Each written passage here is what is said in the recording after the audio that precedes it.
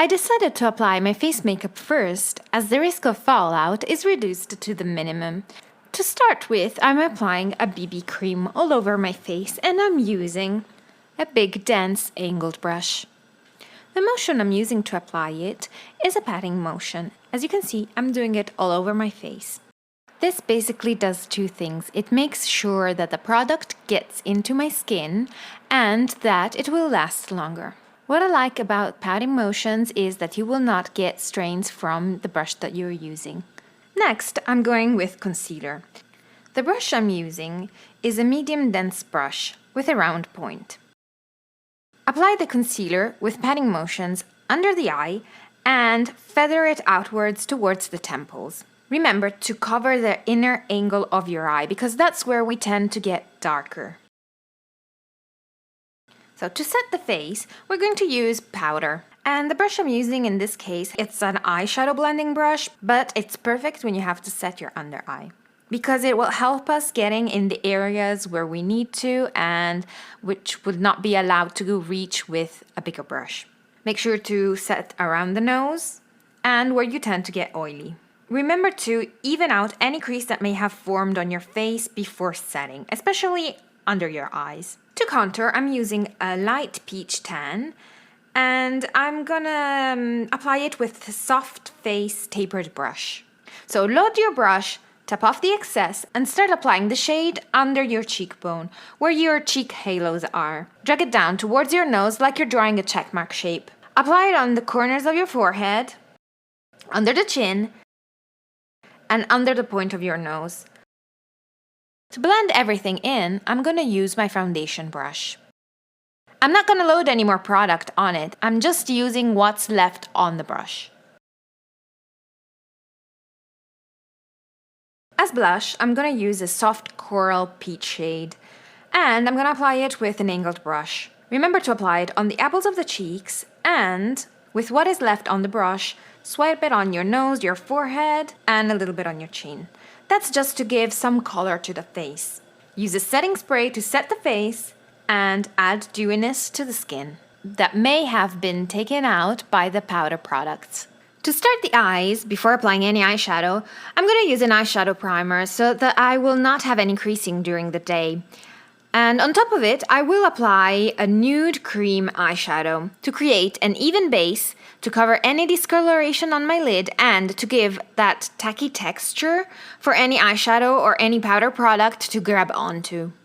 Before applying any powder onto the lid, you need to make sure and check if any crease occurred, and if it's there, just smooth it out. As a crease shade, I'm going to apply the Coral Peach blush that we used before, and using a soft blending brush, I'm going to do circular motions in order to darken my crease, and to create more dimension, of course.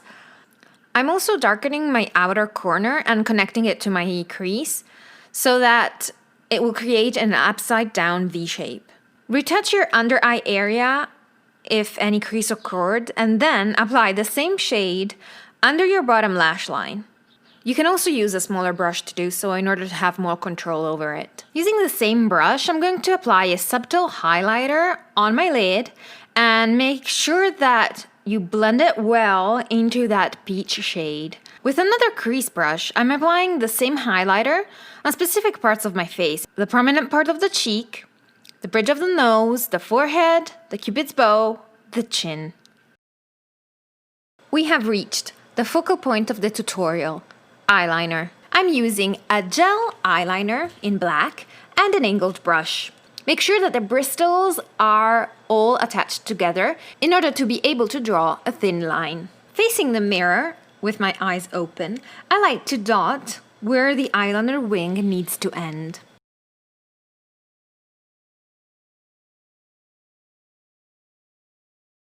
Then, from there, I start sketching towards the outer corner of my eye.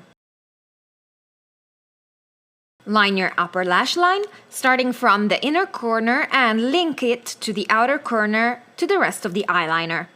It's the same process that we have seen in the previous videos. When using an angled brush, you need to remember that you can turn it around. It depends on where you need to drag the line. If you notice, for a steady hand, I'm pinpointing my pinky on my cheek, and to better fill in the spaces that I could not reach while keeping my eye relaxed, I used my other hand, and I gently lifted the lid without opening it.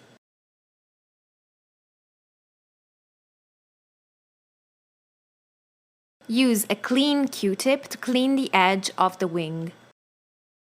As the wing is a dramatic one and due to my hooded eyes, I need to correct its shape, and to do so, we saw how to create a bat wing. So that's what I'm aiming for. Always keeping your eyes open, you need to pull a horizontal line from the point of the wing towards the hood of your eye, and then towards 1/3 of the upper lash line. Fill in, and then you have it. For the other eye, I started lining my eye first and then sketching the wing. There's no particular reason for that, it's just a matter of personal preference and to show that you can do it either way. Looking into the mirror, I'm trying to pinpoint the highest part of my liner so that it stands on the same height as the other eye. Once I'm sure that they are the same, I start defining the wing. The process remains the same. Small sections and doing it little by little will help you do the trick. Let's move on to the lips with this dark red lip liner. Make sure to have a sharpened lip pencil and start drawing your bottom lip. I personally like to start from the edges and move towards the center, but that's just a personal preference. On the upper lip, I first draw my Cupid's bow. As I have a slightly bigger bottom lip compared to the upper one, I don't overdraw my lips, and I tend to remain inside the lip edges. And then I connect the edges to it, keeping my mouth slightly open, and I use my pinky to keep my hand firm by resting on my chin. Once I'm happy with the shape, I will fill in the lips with the pencil, as it will also help the lipstick last longer. Using a blending brush, it kind of looks like a pencil brush, but it's actually bigger and less dense. I'm applying a red lipstick on top of my pencil. The brush will help me achieve a more uniform coverage. To finish the look, I decided it was time for fake lashes. I applied the glue on the strip, and when they were tacky, I applied them using tweezers. The last touches are mascara to stick your lashes to the fake ones, also on my bottom lashes, and brow mascara to redefine my brows, leaving them fluffy. This is the final look.